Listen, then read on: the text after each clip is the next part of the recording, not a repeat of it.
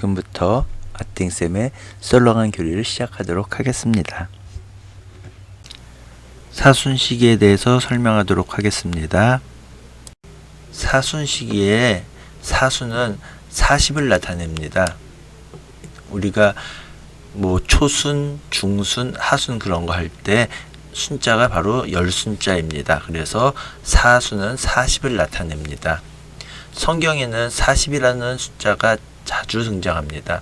이스라엘 백성이 이집트를 탈출해서 가나안 땅으로 갈 때까지 광야에서 40년 동안 생활을 하게 됩니다. 그리고 노아의 방주에서 비가 40일 동안 내렸죠. 그리고 예수님께서 광야에서 생활하시면서 40일 동안 단식하시고 악마에게 유혹을 받으셨죠. 그리고 모세가 십계명을 받기 위해서 시나이 산에서 40일 동안 머무르게 됩니다. 그리고 다윗이 임금 이스라엘 왕 생활을 40년 동안 했고요. 그의 아들인 솔로몬도 40년 동안 왕을 하게 됩니다. 그리고 예수님께서 부활하신 다음에 승천하실 때까지 부활 후 지상생활을 40일 하시게 됩니다. 이렇게 성경에는 40이라는 숫자가 등장하게 되는데요.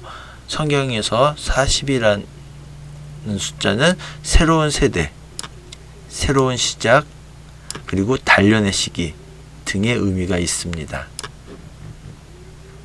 사순시기가 처음부터 지금 지내는 것처럼 40일이 아니었습니다. 처음에는 성삼일, 파스카 3일만 지냈었습니다. 그러다가 1년에 10분의 1을 봉헌한다는 의미로 36일을 지내게 되죠. 우리가 1년은 365일, 음력은 360일, 즉 1년에 10분의 1인 36일을 사순시기로 봉헌하고 지내게 됐습니다. 그래서 6주를 지냈는데요. 6주면 일주일이 7일이니까 6, 7, 42. 42일인데 왜 36일이라고 하세요? 라고 할 수 있는데 주일, 일요일은 예수님께서 부활하신 날이기 때문에 사순시기 계산에서 제외하게 됩니다. 그래서 주일을 제외한 6주 해서 36일을 지내게 됐습니다. 그러다가 40이라는 숫자의 상징성에 의해서 4일을 더하게 됩니다. 그래서 사순 제1주일에서 앞으로 4일을 더하게 됩니다. 토요일, 금요일, 목요일, 수요일. 그래서 제의 수요일부터 성토요일까지 40일을 사순시기로 지내게 되었습니다. 그러다가 파스카 3일의 중요성이 강조되면서 파스카 3일은 제외되게 됩니다. 그래서 사순시기는 제의 수요일부터 성목요일 주님 만차 미사 전까지가 되겠습니다. 그냥 이해하기 쉽게는 제의 수요일부터 주님 부활 대축일 전날인 성토요일까지라고 알고 있어도 되겠지만 엄밀하게 정확하게 사순시기를 말하고자 한다면 제의 수요일부터 성목요일 주님 만찬 미사 전까지로 알고 계시면 되겠습니다. 사순시기에는 미사 전례 중에서 바뀌는 것들이 몇 가지 있습니다. 먼저 대형방송을 하지 않습니다. 대형방송은 사순시기뿐만 아니라 대림시기에도 대형방송을 하지 않습니다. 이건 주일 이야기고요. 평일에는 대축일이나 축일이 아닐 때 하지 않습니다. 즉 평일이라 할지라도 대축일이거나 축일일 때는 대형방송을 하게 됩니다. 그리고 두 번째, 복음 환호성으로 알렐루야를 하지 않습니다. 그리고 신부님의 제의가 자색, 여러분들이 이해하기 쉽게는 보라색으로 바뀝니다. 사순 사주에는 장미색 제의, 전례 용어는 장미색이라고 하고요. 여러분들이 이해하기 쉽게는 분홍색이라고 이해하시면 되겠습니다. 사순 사주에는 장미색 제의를 입으실 수 있습니다. 그래서 신부님께서 자색 제의를 입고 오셨는데요. 장미색 입으셔야 되는 거 아닌가요? 라고 할 수 있을 텐데 입으실 수도 있는 거기 때문에 그대로 자색 제의를 입으셔도 됩니다. 그리고 사순 맨 마지막 주간인 성지주일, 주님 순환 성지주일 때는 홍색 제의를 입으십니다. 앞서 살펴봤던 것처럼 사순시기는 제의 수요일부터 시작해서 주님 부활 대축일 전날인 성토요일까지입니다. 그런데 앞서서 말씀드렸다시피 엄밀하게 정확하게 말하면 제의 수요일부터 주님 부활 대축일 전까지가 아니라 제의 수요일부터 성목요일 주님 만찬 미사 전까지가 사순시기가 되겠습니다. 제의 수요일은 사순시기가 시작되는 첫날입니다. 제의 수요일은 제의 예식을 행하게 됩니다.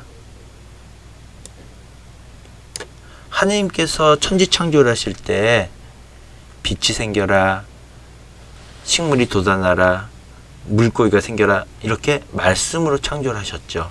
하지만 우리 사람만큼은 사람이 생겨라가 아니라 아담을 흙을 빚어서 직접 당신의 모상대로 창조하셨죠.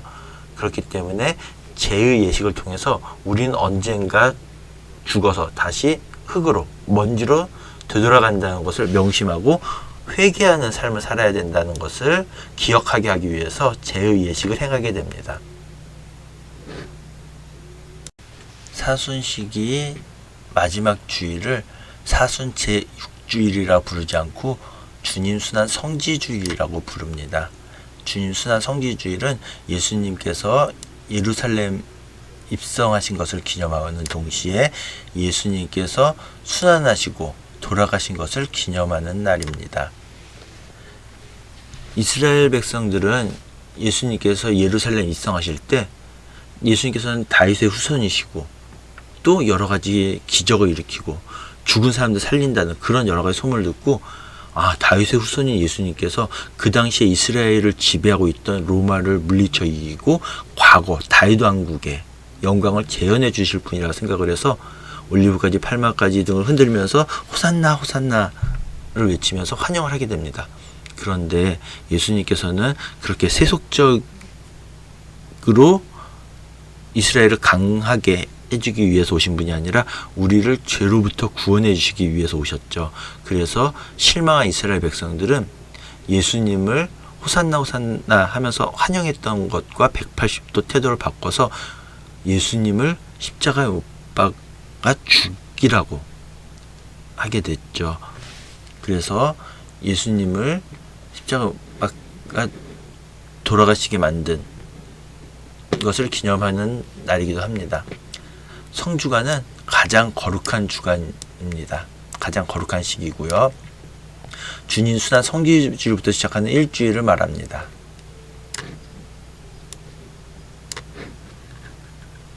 성삼일에 대해서 설명하도록 하겠습니다. 엄밀한 의미의 아침은 성삼일에 포함되진 않지만 성목요일 아침에는 각 교구의 주교자 성당에서 성유 축성 미사가 거행되게 됩니다. 제가 속한 서울대교구는 명동성당이 주교자 성당이죠. 그래서 명동성당에 모여서 1년 동안 사용할 성유를 축성하는 미사를 아침에 드리게 됩니다. 가톨릭교에서 사용하는 성유는 크게 세 가지 종류가 있습니다. 축성 성유, 예비자 성유, 병자 성유 이렇게 세 가지 종류가 있고요. 이때 축성한 성유를 각 본당으로 가져가서 1년 동안 사용하게 됩니다. 그리고 이제부터 성삼일이 시작되는데요. 저녁에 주님 만찬 미사가 거행되게 됩니다. 미사 후에는 감실의 성체를 순환 감실로 이동하게 됩니다. 그리고 제대를 치우게 되고요. 그리고 십자가를 자색 천으로 가리게 됩니다. 그리고 예수님께서 돌아가시기 전날 저녁에 겟세마네 동산, 올리브 동산에서 기도하시면서 제자들한테 너희는 한 시간도 깨어 있을 수 없단 말이냐라고 말씀하셨죠. 그것을 기념하면서 지켜가면서 1시간씩 성체조배를 하게 됩니다.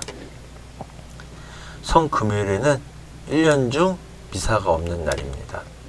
주님 순환 예식을 하게 되는데요. 주님 순환 예식을 보면 얼핏 보면 미사하고 똑같아 보입니다.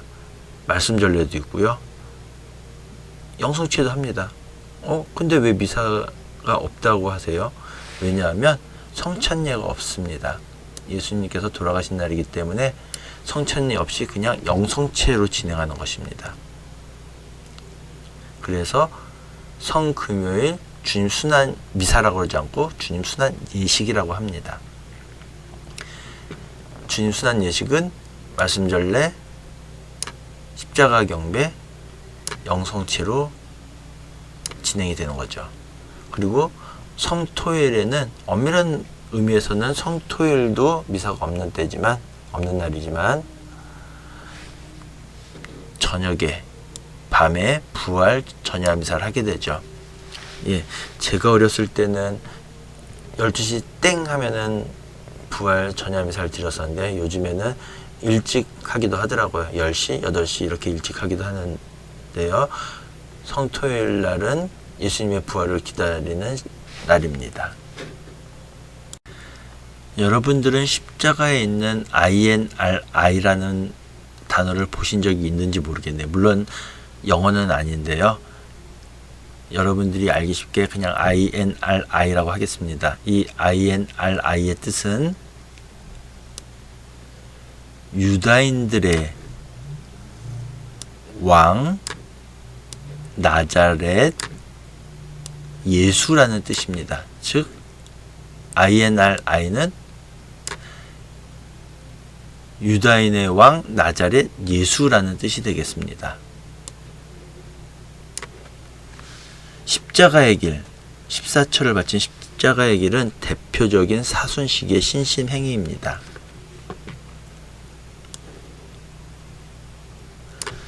(1688년) 교황 인노첸시오 11세가 성당에 십자가의 길을 설립하는 것을 허용하셨습니다. 그리고 1731년 교황 클레멘스 12세가 지금처럼 14처로 고정시키셨습니다.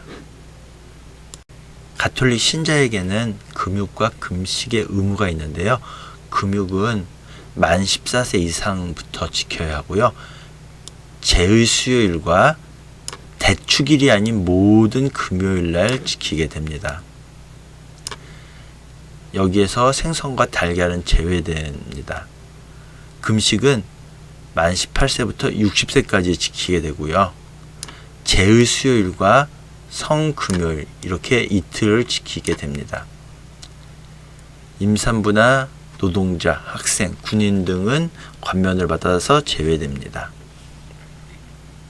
금육과 금식의 목적은 금육과 금식을 통해서 예수님의 순환에 동참한다는 의미가 있고요. 그리고 금육과 금식을 통해서 아낀 돈을 가난한 이웃을 위해 사용하는 데 있습니다. 그렇기 때문에 단순히 그냥 난 고기 안 먹어, 나는 한 끼 굶어가 아니라 예수님의 순환을 생각하면서 그에 동참하고 이를 통해서 아낀 돈을 가난한 사람들 위해서 사용하는 데 있습니다. 제가 예전에 그래 오늘은 금육해야 되는 날이야, 얘들아 오늘은 금육해야 되니까 생선회 먹으러 가자 하고서는 제가 생선회 먹으러 간 적이 있었는데요. 생선과 달걀은 제외된다고 그랬으니까 그냥 형식적으로는 금육을 지킨 거지만 그 금육 정신에는 어긋나는 것이 되겠죠. 지금까지 들어주셔서 대단히 감사합니다.